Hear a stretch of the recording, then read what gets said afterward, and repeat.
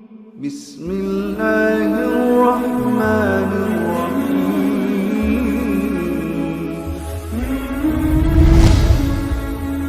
معصوم نہتے فلسطین، معصوم نہتے عورتیں، معصوم نہتے بچے، معصوم نہتے نوجوان، ان کا قصور کوئی اور نہیں تھا۔ وہ بیت المقدس کے اندر عبادت کرنا چاہتے تھے، عبادت کے اندر وہ اپنے سجدہ ریز ہونا چاہتے تھے، اپنے رب کو راضی کرنا چاہتے تھے، اپنے رب کو منوانا چاہتے تھے، لیکن ظالم اسرائیلی فوج نے ان پر نہتے لوگوں پر آ کر گولیوں کی ایسی بوچھار کر دی کہ لاشوں کے انبار لگ گئے۔ ہم کو احساس نہیں ہے، ہم نہ افطار میں ان کو یاد کر سکے، نہ ہم کو رات میں یاد کر سکے، نہ ہم کو سجدے میں یاد آتے ہیں وہ، نہ ہم کو رکوع میں یاد آتے ہیں وہ، نہ ہم کو دعا میں یاد آتے ہیں وہ بیچاروں کو ہم نے دنیا سے کاٹ کر ان مسلمانوں کو ہم نے نہتے کر دیا۔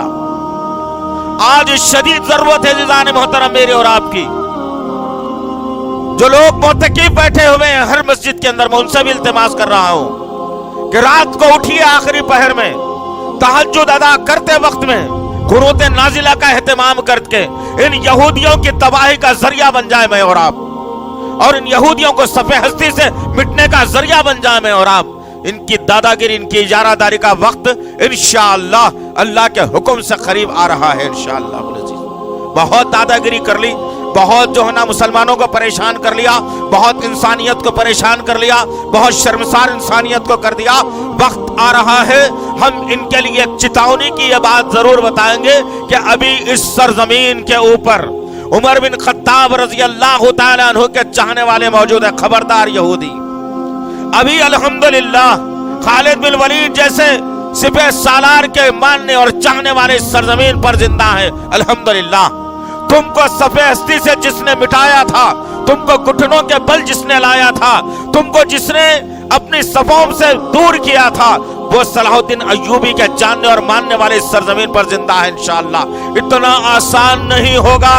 کہ مسلمانوں کو پریشان کیا جائے، اتنا آسان نہیں ہوگا کہ مسلمانوں میں تتر بتر کیا جائے، اتنا آسان نہیں ہوگا کہ مسلمانوں کی صفوں میں انتشار کیا جائے۔ تم چلاؤ کتنے گولیاں چلا سکتے ہو، لیکن یاد رکھنا ابابیل جیسے پرندوں نے کعبے کی حفاظت کی تھی، اور اللہ امت محمدیہ کے ہر بیٹی اور بیٹے کو، ہر نوجوان اور ہر بزرگ کا ابابیل بنا کے بیت المقدس کی حفاظت کے لیے رکھے گا انشاءاللہ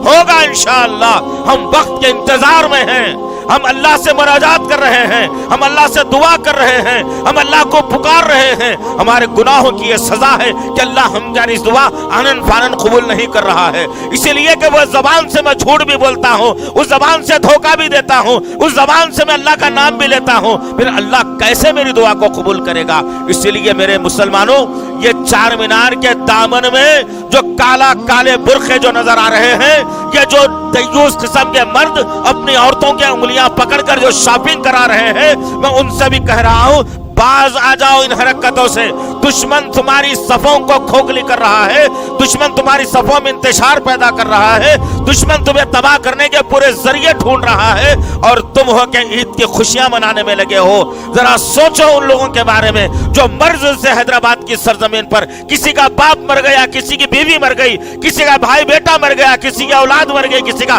پڑوسی مر گیا۔ کیا تم ان کے غم میں شریک ہونا نہیں چاہتے؟ ہونا چاہتے ہو۔ اور اسی طریقے سے جس طریقے سے فلسطین کی سرزمین پر آج لاشیں بچھی ہوئی ہیں، ان کے غم میں اتنی دور سے شریک ہو سکتا ہوں، اسی لیے کہ میرے اور آپ کے آقا محمد صلی اللہ علیہ وسلم نے کہا کہ مسلمان دنیا میں کسی کونے میں رہو، وہ ایک جسم کے مانند ہے، اگر اس کی ایک انگلی کو اگر زخم ہوتا ہے تو اس کا سارا جسم بخار میں مبتلا ہوتا ہے۔ یہی کیفیت اللہ کے نبی صلی اللہ علیہ وسلم نے بتائی اور کہا کہ دنیا کے کسی خطے کے اندر کوئی مسلمان اگر پریشان ہو جاتا ہے یا غم زدہ ہوتا ہے تو اس دنیا کے سارے مسلمانوں کو اس کے غم میں شریک ہونا چاہیے۔ ہم فلسطینی مسلمانوں کے ساتھ ہیں الحمدللہ، ہم ان کے درد میں شامل ہیں انشاءاللہ، ہم ان کے غم میں شامل ہیں انشاءاللہ، اور اللہ کی بارگاہ میں ہم توحید پرست ضرور مانگتے رہیں گے انشاءاللہ، وقت کا انتظار بھی کریں گے انشاءاللہ، صبر بھی کریں گے انشاءاللہ، لیکن ہمیں امید ہے کہ اللہ ہماری دعا رائگاں نہیں کرے گا انشاءاللہ العزیز۔ ابراہیم علیہ السلام کو اللہ 100 سال کے بعد اولاد دے سکتا ہے، تو اللہ ہماری بھی دعا کبھی نہ کبھی تو ضرور قبول کرے گا۔ لیکن ہم یہ وارننگ کرنا چاہتے ہیں یہودیوں کو کہ اپنی عقل کو ٹھکانے لاؤ، اور یاد رکھنا امت محمدیہ سے چھیڑ چھاڑ اچھی بات نہیں ہے۔ ہمارے نبی نے ہمیں صبر سکھایا ہے، ہم اسی صبر کے دامن کو لے کر چل رہے ہیں۔ کسی دن اگر یہ مسلمان یہ صبر کا دامن اگر چھوڑ دیا یہودیوں، تو ہٹلر نے تمہاری جو درگت بنائی تھی اس سے زیادہ درگت انشاءاللہ امت محمدیہ بنائے گی انشاءاللہ۔ پر اللہ سے دعا ہے کہ اللہ وحدہ لا شریک لہ، اللہ معصوم فلسطینیوں کی حفاظت فرمائے، اللہ معصوم بچوں کی حفاظت فرمائے، اللہ معصوم بہنوں کی حفاظت فرمائے، اللہ معصوم بزرگوں کی حفاظت فرمائے، اللہ نہتے نوجوانوں کی حفاظت فرمائے، اللہ یا اللہ بیت المقدس کی حفاظت فرمائے، اللہ بیت المقدس کی حفاظت فرمائے، اللہ بیت المقدس کی حفاظت فرمائے، اللہ یا اللہ یہودیوں کو نیست و نابود کر دے میرے پاک پروردگار، یہودیوں کو نیست و نابود کر دے میرے اللہ، یہودیوں کو نیست و نابود کر دے میرے اللہ، یا اللہ یہودیوں کے عزائم کو پاش پاش کر دے میرے اللہ، یہودیوں کے عزائم کو تباہ و برباد کر دے میرے اللہ، یا اللہ ان کے ہتھیاروں کو زیرو کر دے میرے پاک پروردگار، ان کے ہتھیاروں کو زیرو کر دے میرے پاک پروردگار، ان کے ہتھیاروں کو ٹھنڈے کر دے میرے پاک پروردگار، یا اللہ جو کوئی اسلام کی دشمنی اپنے سینے میں رکھتا ہے، ہمارے سینوں کو ٹھنڈے کرنے کے لیے، ہماری آنکھوں کو ٹھنڈے کرنے کے لیے ایسے ظالموں کو نیست و نابود کر دے، یہ زمین دوست کر دے میرے پاک پروردگار۔ تجھ کو تیرے تمام ناموں اور صفات کا واسطہ ہے،